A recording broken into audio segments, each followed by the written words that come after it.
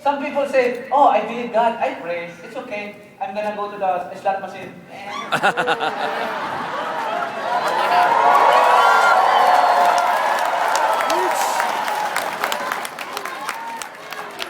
Some people say, oh, I pray, I believe, I came to the church now, but let's go to the bar, drinking, yes, drinking.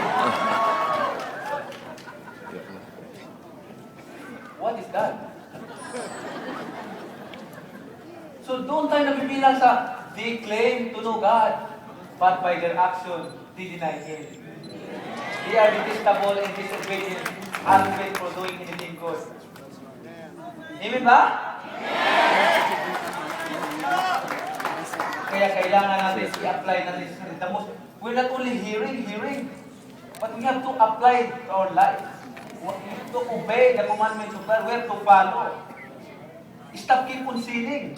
When you in Hebrew 10:26 it says, if we deliberately keep on sinning after we have received the knowledge of the truth, no sacrifice for sin is left.